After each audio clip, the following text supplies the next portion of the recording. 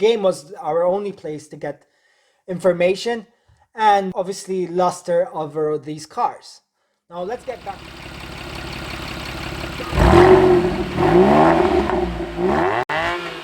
Hi, welcome back to CarsAddiction.com. If you're new to the channel, I'm Ryan and we share car-related content every Wednesday and Sunday. Wednesday is a short snippet of any car encounter I come across, and Sunday is a full-fledged video of a car I own, a project I'm doing, or anything else car-related. Now today we're going to get all nostalgic and talk about our childhood dream cars and how you can get one for free and eventually even some cash with it. Now to explain all this, I need to go back to the 90s and load up an old game from Electronic Arts, Need for Speed 2.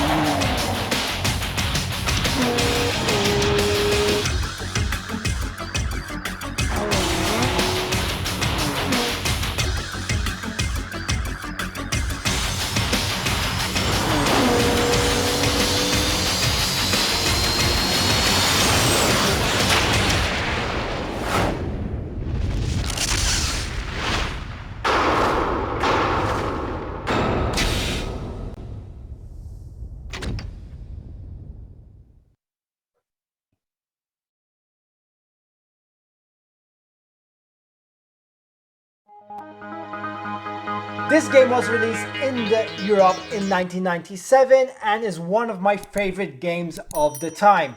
It featured 8 exotic cars and that were popular at the time and some cool continental themed tracks. Looking back at it now, the gameplay was a bit lacking compared to today's standards, but having the ability to race your favorite supercar weaving through traffic on the Mediterranean coast was just epic. In addition, there was the split-screen gameplay, so you can race your friend with their Ferrari F50 against your McLaren F1 head-to-head while being on the couch. Now, unlike other games, Need for Speed 2 triggered more interest to car enthusiasts because it had a library of information, images, and videos of every car. Now, for each car, there was the statistics, 0-60 times, top speed, weight, and whatnot. There was a commentator ongoing talking about the car. There was a photo gallery for each car, and most importantly, there was the video which you can play at will.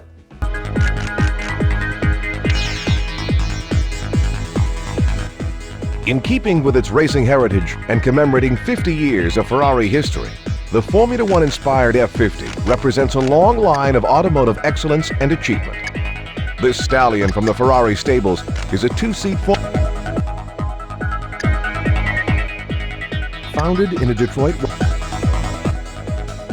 with a tradition of producing some of the world's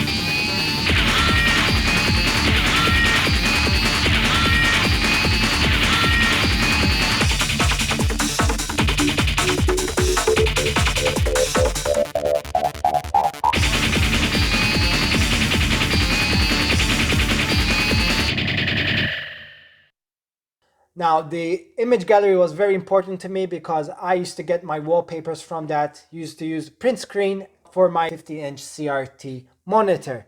Thank you, 640 by 480 resolution. Now, this was all important because for a car addict, a teenager like me at the time, this was the only place where I can get information for each car. It was either a video game or a book or a magazine or TV. And nothing sort of from the internet like we have today. So like today we can go on YouTube to see our favorite car. Back then we had to wait for the TV channel to show that specific car, which might be once a week, or rent a video or something like that. So having it on video game was so much important. So let's get back to the cars of the game and why they are important. So we had famous cars such as the popular McLaren F1, the Jaguar XJ220, the Ferrari F50, and the Lotus Esprit V8. And then there were the one-offs, the manufacturers which only built one car of each, which was the Ford GT, the Tal Design Kala, the Lotus GT1, and the Isdera Commendatore 112i. Now, the most interesting car of the bunch would be, I would say, the Isdera 112. This car was showcased at the Frankfurt Motor Show in 1993 and was a fully functional car with a Mercedes-Benz 6-liter V12 engine, the very same engine used in the Pagani Zonda about a decade later. So the Isdera was a very interesting car. It had that special sort of rear mirror on the top and was an interesting car in the game. But actually the most interesting cars were the production cars, which were built by more than once, and the values they cost today.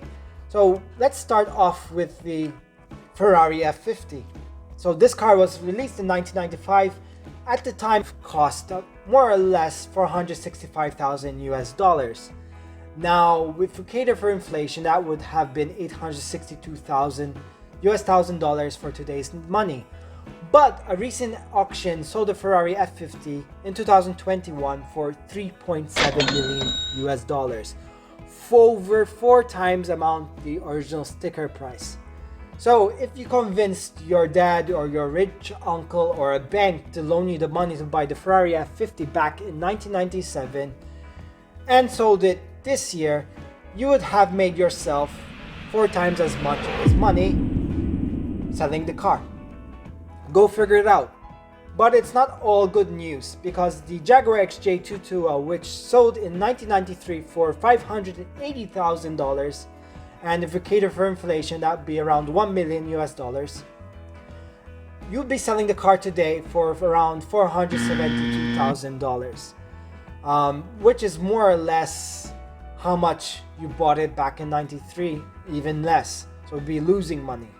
Now, all these figures that I'm getting the prices of today are from live auctions that were cars sold this year, which is considered to be the highest year for used car prices. So there's no tricky or asking prices. We're actually getting real life sold prices. So you would have been good on the Ferrari F50, but not so much on the XJ220.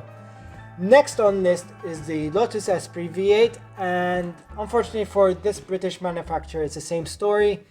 The car is $79,000 US in 1996. For inflation, that would be $143,000 for 2021. And for 2021, you could buy one for around $48,000. So you'd be losing almost half your money buying the Lotus Esprit V8 as your childhood dream car. Now, the most epic dream car you would have imagined back then was the most expensive one. It was the McLaren F1. So back in 1992, you could buy one of these McLaren F1 for $815,000 US. Now, let's cater for inflation. That is $1.5 million US, give and take. And recently, a McLaren F1 has sold for around $20 million US. That is 13 times as much as you would have bought it back in 1992. Go figure it out, that if you have put all in your money or convinced someone to loan all their money for the most expensive car in the world, that selling it in today would have given you 13 times as much revenue back. So thank you for watching this video and exploring some childhood nostalgia, going back to the game Need for Speed 2 and the interesting cars it had, and playing around with numbers and going through used car prices of the childhood dream cars that we lusted after in the 90s. Thanks for watching. Take care.